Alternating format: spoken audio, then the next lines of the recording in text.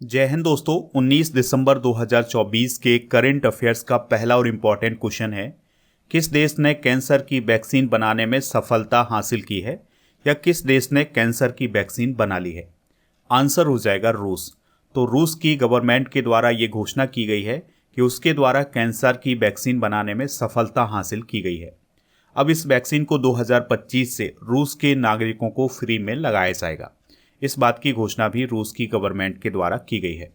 दोस्तों, इस वैक्सीन के माध्यम से ट्यूमर के डेवलपमेंट को रोकने में मदद मिलती है।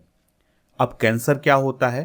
तो जब हमारे शरीर की जो कोशिकाएं होती हैं वो अनियंत्रित तरीके से बढ़ती हैं, यानी कि वो अचानक तेजी से बढ़ना शुरू करती हैं और वो ट्यूमर का रूप ले लेती हैं, तो ऐसी स्थिति को कैंसर कहा जाता है। चलिए कुछ इंपॉर्टेंट करेंट अफेयर्स डिस्कस करते हैं। तो जॉर्डन कुष्ठ रोग से मुक्त होने वाला दुनिया का पहला देश बन गया है। WHO के द्वारा भारत को अभी हाल ही में ट्रैकोमा रोग से मुक्त घोषित किया गया है। 2024 में कैप वर्ड और अल सल्वाडोर देश को मलेरिया फ्री देश घोषित किया गया है WHO के द्वारा। भारत के वैज्ञानिकों ने हीमोफीलिया ए के लिए पहली जीन थेरेपी डेवलप की है।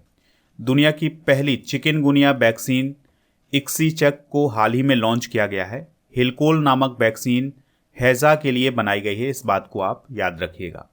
भारत की पहली स्वदेशी हेपेटाइटिस ए वैक्सीन का नाम हैविस्योर है। 18 मई को विश्व एड्स वैक्सीन दिवस 2024 मनाया गया है। दोस्तों, नाइजीरिया देश मेनिनजाइटिस रोग के खिलाफ मैन 5CV वैक्सीन बनाने वाला दुनिया का पहला देश बना है। घाना देश बच्चों के लिए ऑक्सफोर्ड मलेरिया वैक्सीन को मंजूरी देने वाला पहला देश अभी हाल ही में बना है। तो ये सारे करंट अफेयर्स के फैक्ट आप नोट कर लें। आप इस पूरे लेक्चर को बहुत ही ध्यान से लास्ट तक देखिएगा। लास्ट में आपसे क्वेश्चन पूछा जाएगा जिसका आंसर आपको कमेंट बॉक्स में बताना है। अगर आप चैनल पर पहली बार आए हैं तो चैनल को सब्सक्राइब कर लें, बेल आइकॉन भी दबा लें, जिससे आपको समय पर सबसे पहले नोटिफिकेशन मिल जाएगा। जो लोग हमसे नए जुड़ रहे हैं उनके लिए बता दें कि आप स्टडी करके ऐप को इंस्टॉल कर लें। इसका लिंक डिस्क्रिप्शन बॉक्स में दिया गया है। तो जैसे ही आप ई बुक वाले सेक्शन पर जाएंगे तो आपको हर महीने की करेंट अफेयर्स की ई बुक मिल जाएगी, हिंदी और इंग्लिश दोनों मीडियम में। तो इसको आप वहां से प्राप्त कर सकते हैं।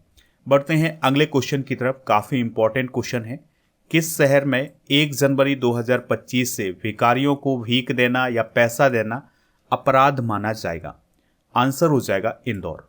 तो दोस्तों, इंदौर मध्य प्रदेश में स्थित है, ये आप सभी को पता होगा।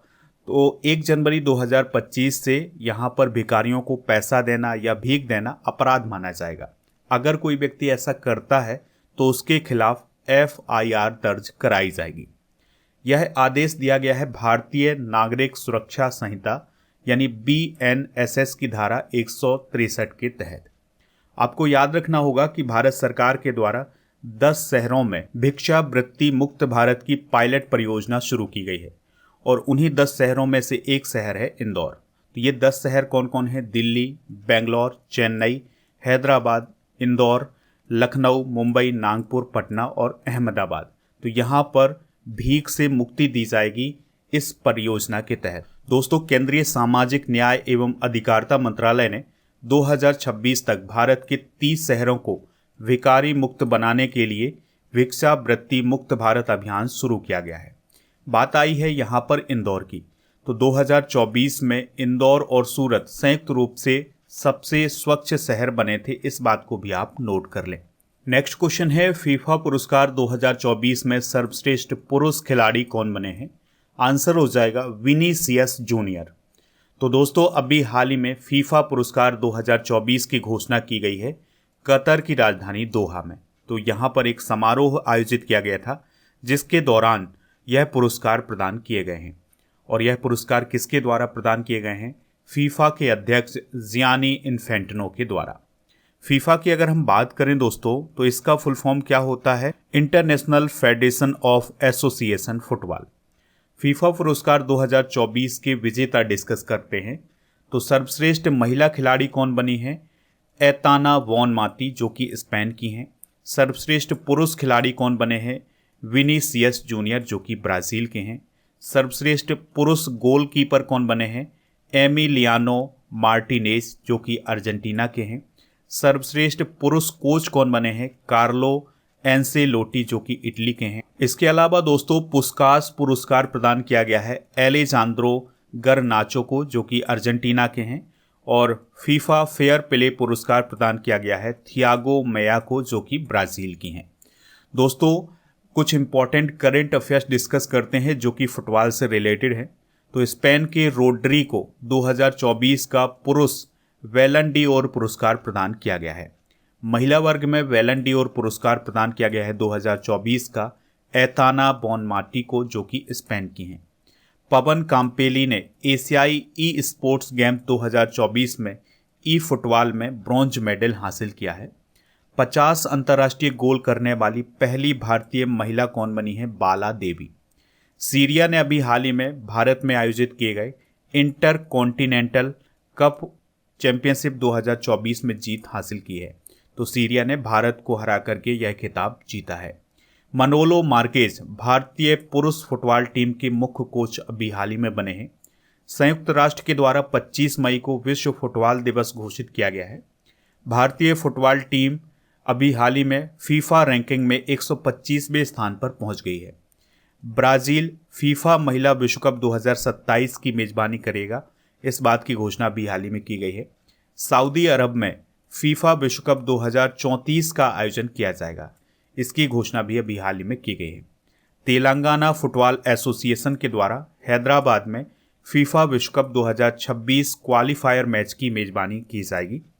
और दोस्तों फीफा विश्व कप 2026 का फाइनल न्यूयॉर्क के मैट लाइफ स्टेडियम में आयोजित किया जाएगा। तो ये सभी इंपॉर्टेंट करेंट अफेयर्स हैं, इन्हें आप नोट जरूर करें। अगला क्वेश्चन है, निम्न में से किस भारतीय क्रिकेटर ने इंटरनेशनल क्रिकेट से संन्यास लिया है?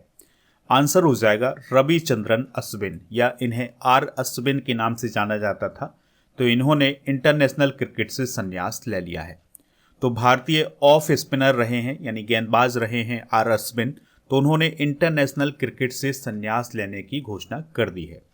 उनके द्वारा तीनों फॉर्मेट में मिलाकर के 765 विकेट हैं, और इन्होंने ये जो 765 विकेट हासिल किए हैं यह 287 मैचों में हासिल किए हैं।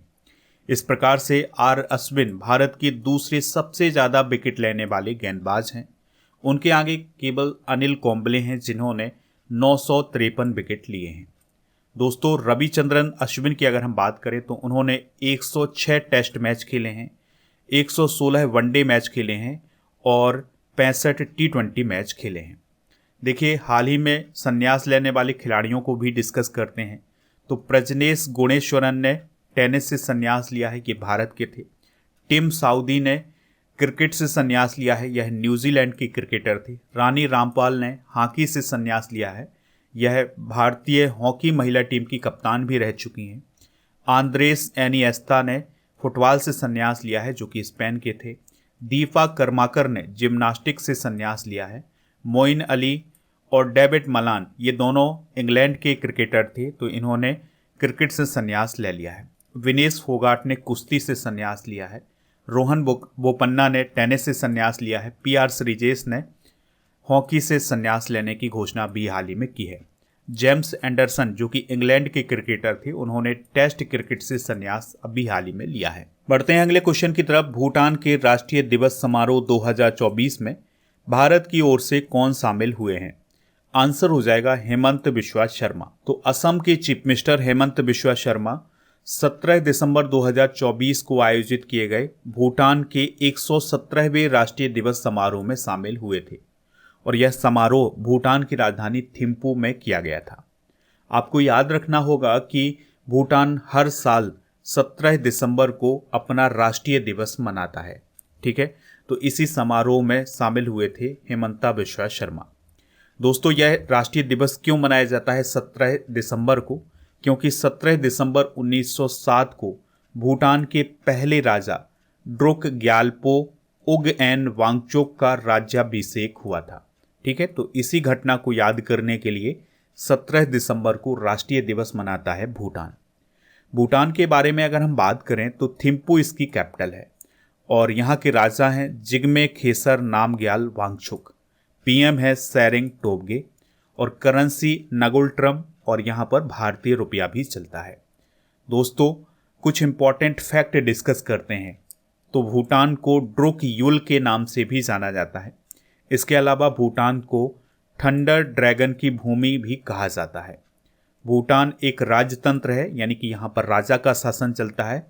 तो राजा राज्य का प्रमुख होता है। यहाँ पर प्रधानमंत्री भी होते हैं, तो प्रधानमंत्री सरकार का प्रमुख होता है। होलोंग छू जल विद्युत परियोजना भारत और भूटान के बीच है, इस बात को आप याद रखिएगा। भूटान से भारत में एंटर करने वाली नदियाँ कौन कौन हैं?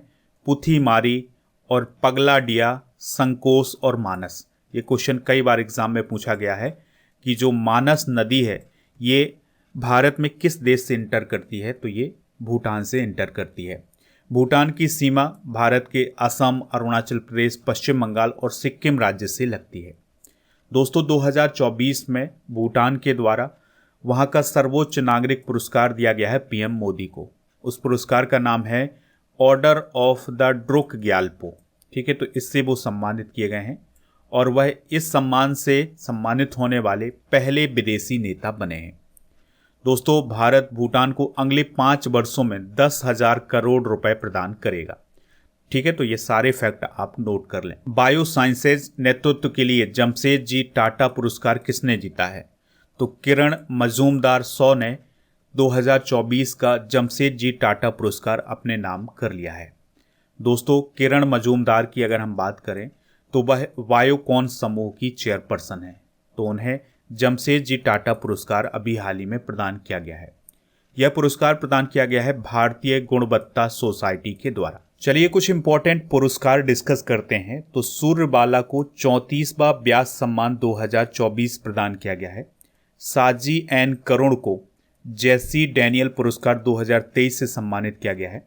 भारतीय टेलीविजन अकादमी पुरस्कार 2024 में लोकप्रिय टीवी अभिनेता कौन बने हैं? हर्षद चोपड़ा। स्कॉटिश कलाकार हैं जसलीन कौर, तो उन्हें 2024 का टर्नर पुरस्कार प्रदान किया गया है। टर्नर पुरस्कार आर्ट के क्षेत्र में दिया जाने वाला पुरस्कार है और यह यूनाइटेड किंगडम में प्रदान किया जाता है। दोस्तों जसलीन कौर किस देश से हैं? स्कॉटलैंड से। इस बात को आप जरूर याद रखें। मारिया विक्टोरिया जुआन को Aster guardians global nursing award 2024 प्रदान किया गया है और यह फिलीपींस देश की थी। फिल्म फेयर OTT अवार्ड 2024 में करीना कपूर को बेस्ट एक्ट्रेस का अवार्ड दिया गया है।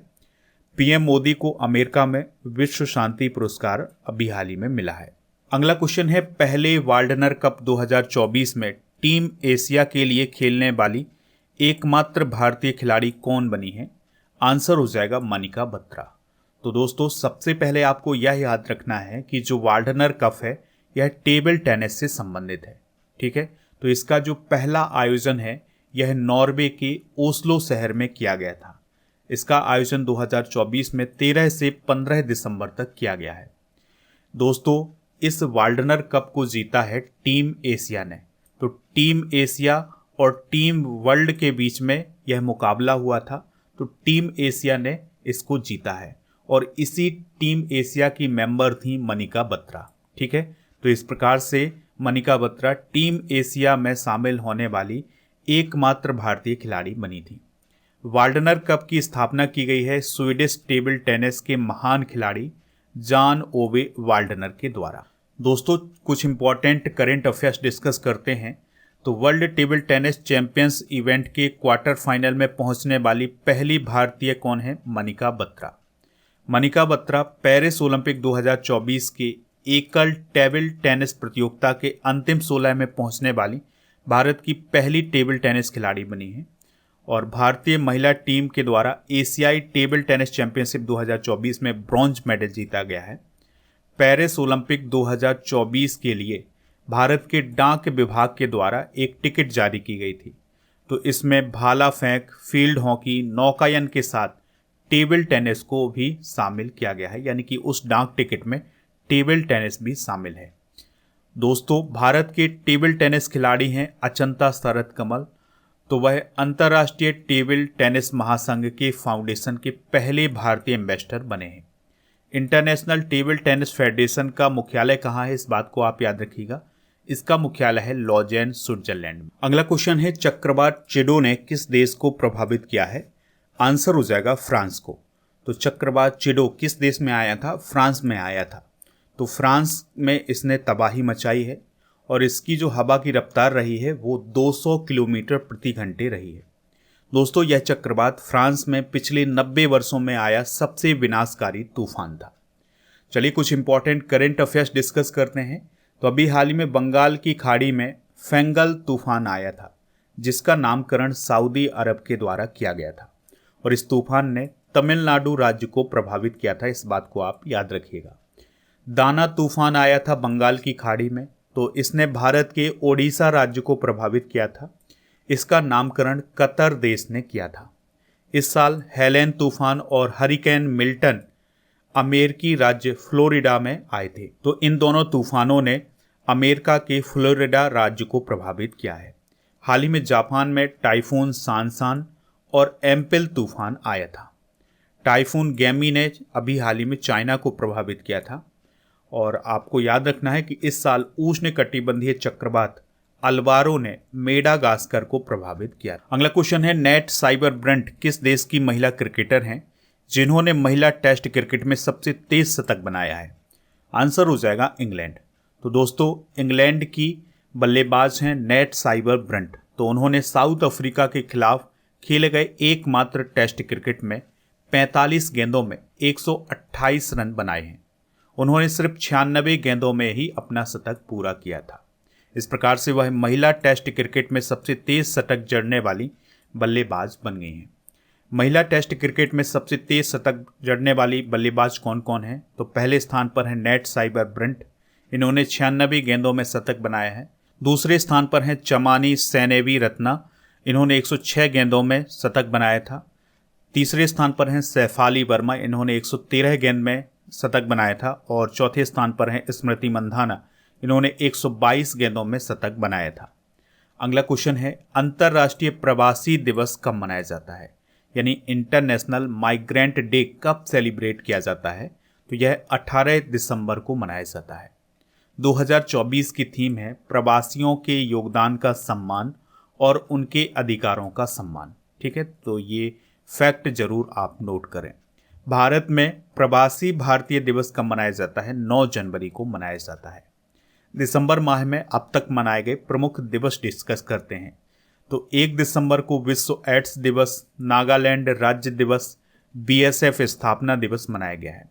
2 दिसंबर को अंतर्राष्ट्रीय दास्ता उन्मूलन दिवस, कंप्यूटर साक्षरता दिवस और राष्ट्रीय प्रदूषण नियंत्रण दिवस मनाया गया है। 3 दिसंबर को विश्व विकलांग दिवस मनाया गया है। 4 दिसंबर को नौसेना दिवस और अंतर्राष्ट्रीय बैंक दिवस मनाया गया है। इसके अलावा 5 दिसंबर को विश्व मृदा दिवस और अंतर्राष्ट्रीय स्वयं सेवक दिवस मनाया गया है। 6 दिसंबर को नागरिक सुरक्षा दिवस और डॉक्टर BR अम्बेडकर का महापरिनिर्वाण दिवस मनाया गया है। 7 दिसंबर को सशस्त्र बलों का झंडा दिवस मनाया गया है। 8 दिसंबर को सार्क चार्टर दिवस मनाया गया है। इसके अलावा भारतीय नौसेना का पनडुब्बी दिवस और भारतीय सेना सेवा कोर दिवस मनाया गया है। 9 दिसंबर को मनाया गया है अंतर्राष्ट्रीय भ्रष्टाचार निरोधक दिवस। 10 दिसंबर को अंतर्राष्ट्रीय मानवाधिकार दिवस और 11 दिसंबर को अंतर्राष्ट्रीय माउंटेन दिवस मनाया गया है। इसके अलावा दोस्तों 11 दिसंबर को यूनिसेफ डे भी मनाया गया है। 12 दिसंबर को अंतर्राष्ट्रीय तटस्थता दिवस और अंतर्राष्ट्रीय सार्वभौमिक स्वास्थ्य कवरेज दिवस मनाया गया है। 14 दिसंबर को राष्ट्रीय ऊर्जा संरक्षण दिवस और इसके अलावा 16 दिसंबर को आपको याद रखना है विजय दिवस मनाया गया है। ठीक है, 16 दिसंबर को कौन सा दिवस मनाया गया है? विजय दिवस मनाया गया है। 18 दिसंबर को अंतर्राष्ट्रीय प्रवासी दिवस और अल्पसंख्यक अधिकार दिवस मनाया जाता है। नेक्स्ट क्वेश्चन है, उबर ने किस शहर में मोटो वुमन बाइक टैक्सी सेवा शुरू की है? आंसर हो जाएगा बेंगलुरु में। तो दोस्तों, इस बाइक टैक्सी सेवा में केवल महिलाएं ही शामिल की गई हैं। अभी हाल ही में उबर के द्वारा जम्मू कश्मीर के श्रीनगर शहर में स्थित डल झील पर शिकारा की बुकिंग के साथ भारत में पहली जल परिवहन सेवा भी शुरू की है। तो इस फैक्ट को भी आप नोट कर लें। अब हम कल के करंट अफेयर्स को रिवाइज करेंगे। लोकसभा में एक देश एक चुनाव के लिए कौन सा संविधान संशोधन बिल पेश किया गया है? 129वां। 10वें अंतर्राष्ट्रीय वन मेले का उद्घाटन कहाँ किया गया है? भोपाल में। कौन सा देश 2025 में भारतीय पर्यटकों के लिए वीज़ा फ्री यात्रा शुरू करेगा? रूस। भारत की पहली योग नीति शुरू करने वाला पहला स्टेट कौन बना है? उत्तराखंड। किस देश ने ऑनलाइन सुरक्षा पर पहली बार आचार संहिता लागू की है? ब्रिटेन। माउंट सेमेरू ज्वालामुखी किस देश में है जिसमें विस्फोट हुआ है? इंडोनेशिया। अर्जेंटीना के राष्ट्रपति जेवियर मिलेई को किस देश ने नागरिकता प्रदान की है? इटली। किस देश ने विवादित हिजाब और शुद्धता कानून पर रोक लगा दी है? ईरान। केंद्र सरकार के कपड़ा मंत्रालय के द्वारा कहाँ विरासत साड़ी महोत्सव 2024 शुरू हुआ है? नई दिल्ली। आज के जनरल नॉलेज के पिटारे में हम भारत के मैंग्रोव वन डिस्कस करेंगे, जैसे सुंदरबन पश्चिम बंगाल में है, भितरकनिका ये महानदी पर है, ये ओडिशा में है, गोदावरी ये कृष्णा डेल्टा पर है, ये आंध्र प्रदेश में है, और पिचावरम, मथीपेट और पॉइंट कैलीमेरे ये तमिलनाडु में है, कच्छ की खाड़ी जो कि खंबात में है ये गुजरात में है, कुंडापुर कर्नाटका में, अचरा रत्नागिरी महाराष्ट्र में, बेम्बनाड केरल में और वाराटांग द्वीप ये अंडमान और निकोबार द्वीप समूह में है। तो यह भारत के मैंग्रोव वन है, यानी कि इन स्थानों पर मैंग्रोव वन पाए जाते हैं। अब हम नवंबर 2024 के करंट अफेयर्स को भी एक बार रिवाइज करेंगे। खेलो इंडिया यूथ गेम्स और पैरा गेम्स 2025 की मेजबानी कौन करेगा? बिहार। 2022 और 2023 के लिए कितने कलाकारों को उस्ताद बिस्मिल्लाह खान युवा पुरस्कार प्रदान किया गया है? 82। 9वां अमूर फाल्कन महोत्सव किस राज्य में मनाया गया है? मणिपुर। अब्दुल्लाह माइगा किस देश के पीएम बने हैं? माली। पीएम मोदी ने किस देश की संसद के विशेष सत्र को संबोधित किया है? गोवाना। किस राज्य को सर्वश्रेष्ठ समुद्री राज्य का पुरस्कार दिया गया है? केरल। अंतर्राष्ट्रीय क्रिमिनल कोर्ट यानी आईसीसी ने किसके खिलाफ अरेस्ट वारंट जारी किया है? बेंजामिन नेतन्याहू जो कि इजराइल के पीएम हैं। सतत व्यापार सूचकांक 2024 में भारत किस स्थान पर है? 23वें। भारत का पहला संविधान संग्रहालय कहाँ स्थापित किया गया है? सोनीपत में। इसरो और किस देश की अंतरिक्ष एजेंसी ने गगनयान के लिए समझौता किया है? ऑस्ट्रेलिया। कल के करंट अफेयर्स में आपसे पूछा गया था कि मसूद पेजेस्कियान किस देश के राष्ट्रपति हैं? तो वह ईरान के राष्ट्रपति हैं। तो लगभग सभी लोगों ने इसका आंसर ईरान बताया हुआ है। दोस्तों, आज का क्वेश्चन है आपके लिए, मनिका बत्रा किस खेल से संबंधित है? जो भी इसका राइट आंसर हो कमेंट बॉक्स में जरूर बताएं। स्टडी करके ऐप को इंस्टॉल कर लें। यहाँ पर आपको paid course, e book, test series ये सभी मिल जाएगा। इसके अलावा 3000 से अधिक टेस्ट वाला टेस्ट पास मिल जाएगा और इस टेस्ट की वैलिडिटी होगी 1 वर्ष की। तो टेस्ट पास वाले ऑप्शन पर जाकर के इसको प्राप्त कर सकते हैं। ऐप पर टेस्ट मिल जाएगा, टेस्ट सीरीज वाले ऑप्शन पर। ई बुक वाले सेक्शन पर आपको जीके और करंट अफेयर्स की ई बुक मिल जाएगी। दोस्तों, पीडीएफ के लिए यानी डेली करंट अफेयर्स की पीडीएफ के लिए टेलीग्राम चैनल को ज्वाइन कर लें। टेलीग्राम चैनल का नाम है स्टडी कर ऑफिशियल। आप हमारे व्हाट्सएप चैनल और इंस्टाग्राम पेज को भी फॉलो कर सकते हैं। सभी का लिंक डिस्क्रिप्शन बॉक्स में दिया गया है।